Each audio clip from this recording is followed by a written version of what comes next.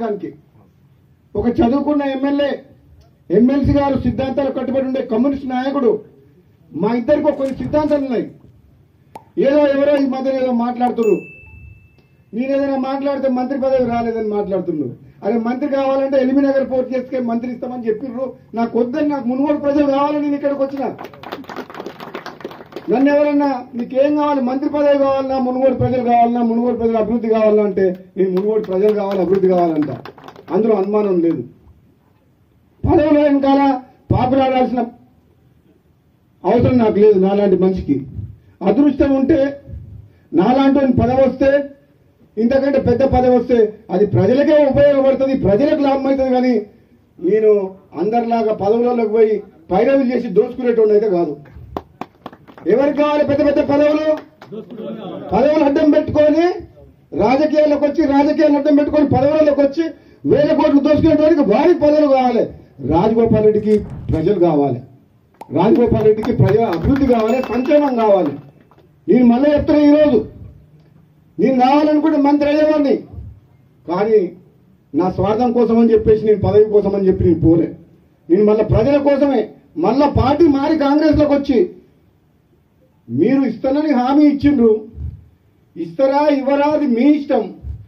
అవకాశం వస్తే ఎప్పుడన్నా, నేను కూడా సీనియర్ని కాబట్టి, తెలంగాణ ఉద్యమంలో ఉన్నాం కాబట్టి, నాకంటే జూనియర్లకు నిన్న మంది వచ్చిన ఇతర పార్టీ వాళ్ళందరికి ఇచ్చారు కాబట్టి, మీరు ఇచ్చిన మాట నిలబెట్టుకుంటే, మీరు ఎంపీ గెలిపించమంటే గెలిపించినాం, పార్టీలకు రమ్మంటే మేము నమ్ముకొని వచ్చినాం.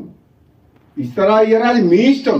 కానీ నేను మాత్రం పదవుల కోసం ఎవరింటికి పోయి కాలు మొక్కి మనసు చంపుకొని దిగజారడం మాత్రం జరగదు. పని బతుకున్నాగా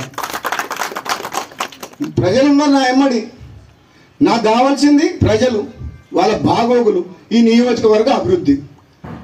ఒకవేళ నాకు ఏదైనా మంచి జరిగితే వాళ్ళకు మంచి జరుగుతుంది, లేదంటే వాళ్ళ మధ్యనే ఉంటా, వాళ్ళ కోసం పనిచేస్తా, వాళ్ళ కష్టసుఖాల్లో పాల్పంచుకుంటా, వాళ్ళ కోసము ఎంత దూరం అన్న పోతా, ఎంత పోరాటం చేస్తా, అవసరమైతే మళ్ళీ త్యాగం చేసి పోయినసారి ప్రభుత్వాన్ని మీ కాళ్ళ తీసుకురాలే, తీసుకొచ్చినా.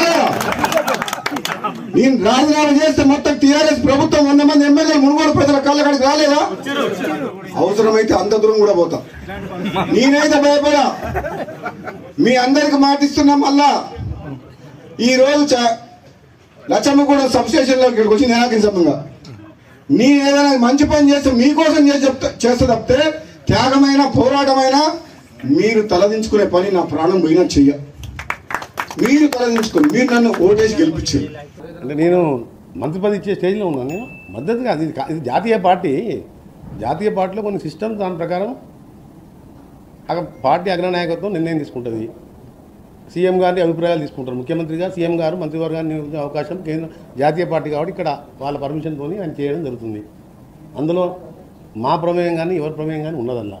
అది ఆ విషయం నాకు తెలియదు. అప్పుడు మాట ఇచ్చిన సంగతి మా ముందులో మాట ఇయ్యారు కదా. నేను ఇప్పుడు వాళ్ళు మాట ఇస్తే సంతోషమే, నేను ఇస్తే సంతోషపడతాం. కానీ కేంద్రంలో అల్టిమేట్గా హైకమాండ్ సీఎం గారు కూర్చొని నిర్ణయించే అంశాన్ని నన్ను అడగడం కూడా మీరు తప్పు. నా చేతి లేని విషయాన్ని అడిగితే నేనేం చెప్పలేను. అందుకనే మీరు ఇప్పుడు ఒక పార్టీ, ఒక రీజనల్ పార్టీ 10 ఏళ్ళు అధికారంలో ఉండి దళితులు ముఖ్యమంత్రి చేస్తా, మెడ తీసేసుకుంటా, డబుల్ బెడ్రూమ్ కడతా అని చెప్పి ముక్కలయ్యి అన్నా చెల్లెలు రోడ్డు మీద పడి కొట్టుకుంటుంటే ఆ ప్రశ్నలు అడిగితే దానికి ఏమైనా మనం సమాధానం చెప్పొచ్చు. ఎందుకంటే అది రీజనల్ పార్టీ కాబట్టి. ఈ జాతీయ పార్టీలో నేను ఒక మంత్రివర్గ సభ్యుని, senior one of the senior member అనుకోండి. 6 టైం గెలిచిన దాంట్లో కాంగ్రెస్ పార్టీలో నేను ఉత్తమ్ కుమార్ రెడ్డి గారు 6 టైమ్స్, ఆయన మధ్యలో 3 నెలలు ఎక్స్ట్రా 7th టైం గెలిచాను. నేను 6 టైం గెలిచాను. నేను ఆర్గనైజేషన్లో ఎన్ఎస్పీ యూత్ కాంగ్రెస్కి వెళ్ళి ఉన్నా. కాంగ్రెస్ పార్టీ ఇప్పుడు PCC president, CM, then high command వాళ్ళు మాట్లాడతారు. మీరు రాష్ట్రంలో జరిగే పరిస్థితులు ఏమైనా అడుగుతుంటే ఇది ఫస్ట్ మీరు నా ప్రియారిటీ ఐటమ్ నాది నేషనల్ అవి ఈరోజు అన్నీ నేను ఆయనతో అప్రూవ్ చేయించుకున్నాను. అంతేకాదు కాదు, వాళ్ళక్కడ రాష్ట్రంలో ఒక గంభీరమైన అవినీతి బయటపడ్డది. ఒక ప్రసిద్ధ కోవిదుడు దేశ చరిత్రలో, న్యాయ చరిత్రలో ఘోష్ గారంటే ప్రత్యేక స్థానం ఉన్న వ్యక్తి. సుప్రీంకోర్టు జడ్జిగా, హైకోర్టు జడ్జి, వెస్ట్ బెంగాల్లో ఆంధ్రప్రదేశ్ ఉమ్మడి రాష్ట్ర చీఫ్ జస్టిస్గా, లోక్పాల్ మొదటిగా కమిటీ హెడ్గా వారు ఇచ్చిన జడ్జిమెంట్స్ కానీ ఎక్కడ కూడా విమర్శించే స్థాయిలోని వ్యక్తి. అంత పెద్ద కరప్షన్ విషయం ఆయన ఇచ్చిన రిపోర్టు నిన్న మేము ప్రెస్లో క్యాబినెట్కి మాకు బ్రీఫ్ చేసి మినిస్టర్ సీఎం గారికి వారు ఇస్తే 31 జూలై మాకు నిన్న స్పెషల్ క్యాబినెట్లో బ్రీఫ్ చేసి దాన్ని నిన్న మీ ప్రెస్లో మొత్తం ఓపెన్గా చెప్పినా మీరు అందరూ చూసింది. దాని మీద అడిగితే ప్రజాధనాన్ని ఏ విధంగా అడిగితే చాలా సంతోషపడతాను నేను.